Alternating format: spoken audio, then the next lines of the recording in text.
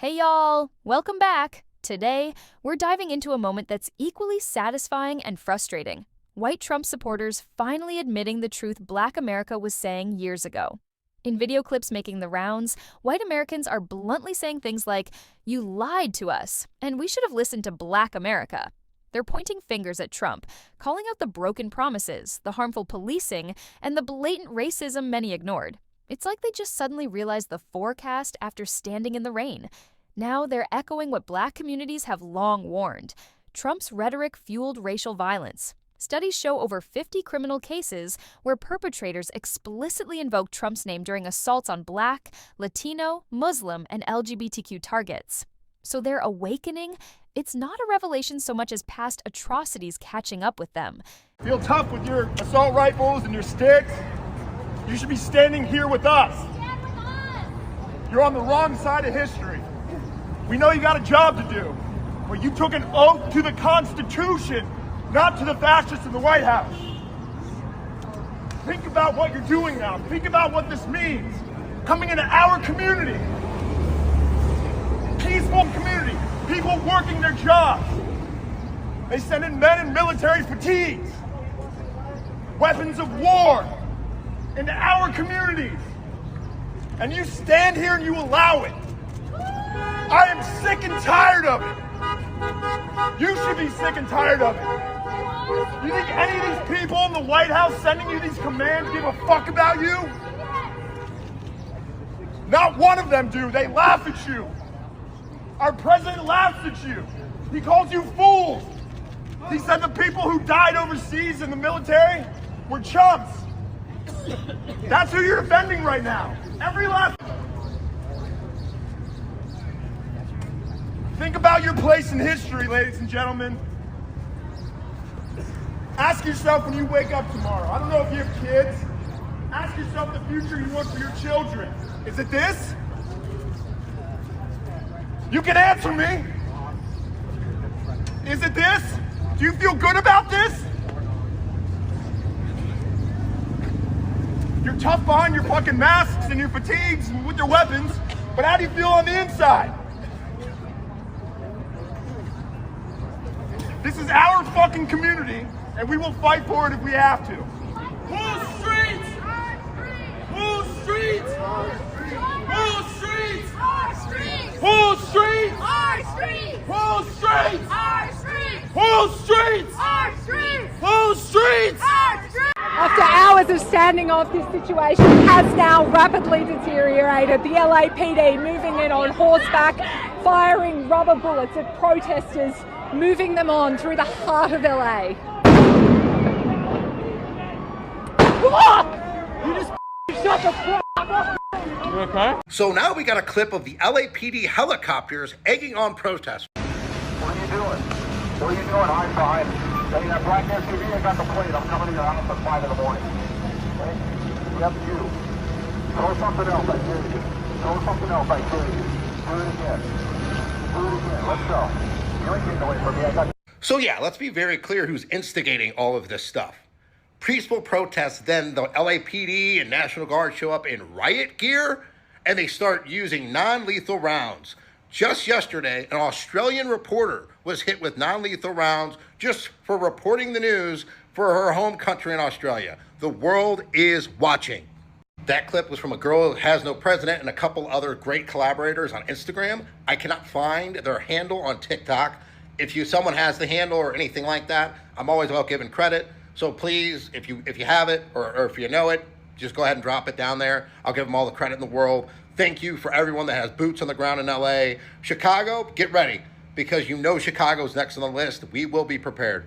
Journalists were shot this weekend covering the protesting in Los Angeles, and I need Americans, regardless of political affiliation, to understand this is not typical, nor is it acceptable. First of these is Australian journalist Lauren Tomasi. There is video of this. I'm not going to show it to you because I don't know if that'll be allowed here, but go look it up. Here is a screenshot. You can see this officer just casually standing there, raises his weapon, and shoots her in the back of her leg. The use of less than lethal rounds does not make this okay. She is protected press. She is doing absolutely nothing wrong. She's doing her job. This coward should be identified. He should be fired, and he should be arrested arrested. The other case was a British photographer named Nick Stern who was shot in the back of the leg with a less than lethal round, which embedded into his leg. He then had to have surgery to get it removed. See, the thing is, like I said, this is not common or acceptable. It doesn't really happen around the world except for one place. Since October 7th, the IDF has killed between 180 and 230 journalists in Palestine. See, that war did not start on October 7th. Israel's been doing this stuff far longer. We can go back to 2018 and look at the Gaza border protests when people in Gaza were protesting the fact that they were constantly under a fucking blockade. During those protests, 9,200 people were hurt, 232 people were killed, including 46 children. One of the people killed on April 6, 2018 was journalist Yasser Murtaja, who was covering the protests. He was targeted by an IDF sniper while taking pictures and clearly being identified as a member of the press. So assassinated in a similar fashion also before October 7th, May 11, 2022, was Shireen Abu Akleh. Covering IDF raids in the West Bank, clearly marked as press, and she was shot in the back of the head by a sniper with an armor-piercing round. On October 26, 2023, the IDF came and they bulldozed the shrine that had been constructed to commemorate her work and her death. Outside of the IDF doing it because they are allowed on the world stage, this shit doesn't really happen around the world that much, and yet it's happening in Los Angeles. You can't protect the press and you can't protect the truth.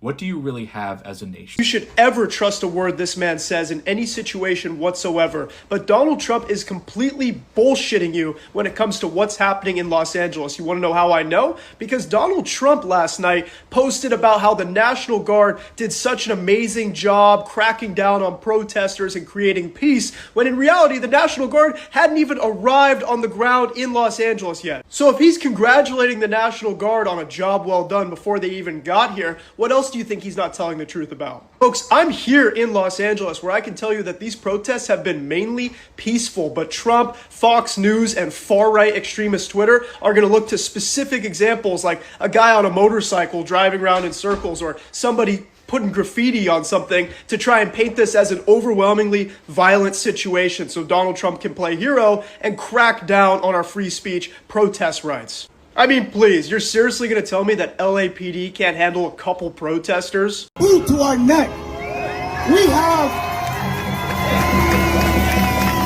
We have every single obligation, moral, historical. We have every reason to defend our people, to defend our community, to defend our families by whatever means necessary.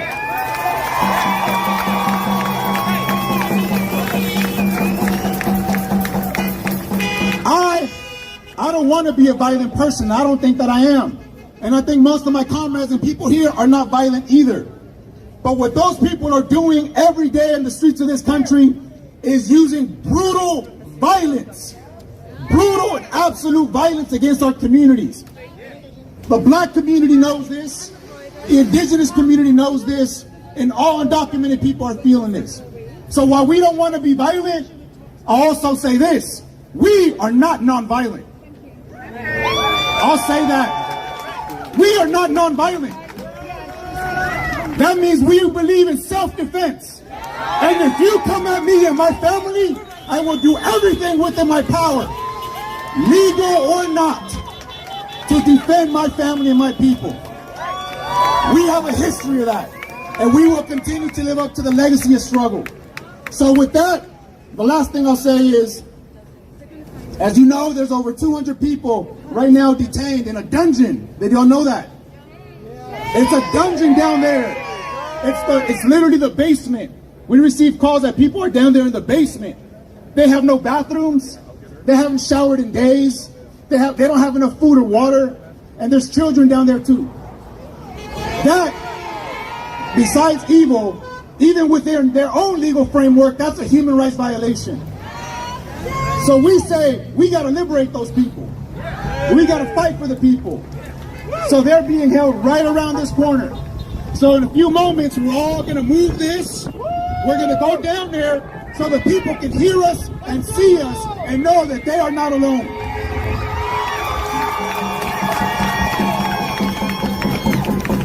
Vamos a seguir. Vamos a movernos hacia el otro lado del edificio, donde tienen a más de 200 personas secuestradas, mujeres, hombres y niños, sin baños, sin comida, sin agua.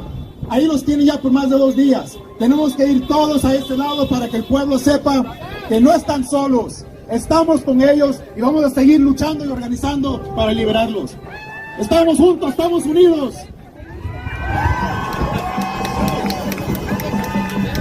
So, con eso vamos a...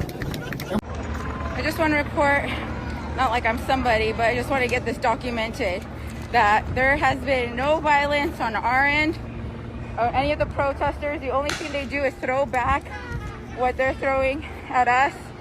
They've already ran someone over.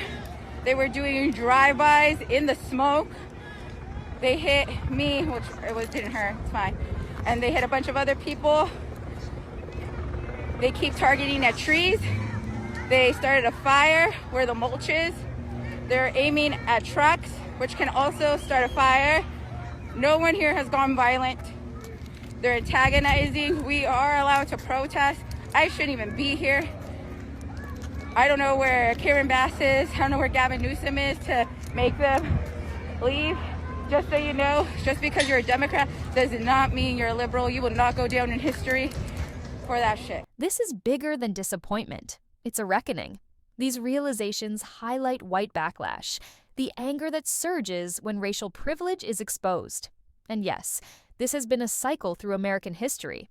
But now, it's spilling into public admissions, changing narratives, and forcing people to grapple with truths they've long avoided. So, what does this mean? It's a start, but wouldn't have happened without decades of Black voices raising alarms. The question is, will these realizations lead to real change, or will it just be another moment where conversation fades and nothing shifts? Feeling this awakening? Drop a comment. What part struck you hardest? Hit like if this resonated.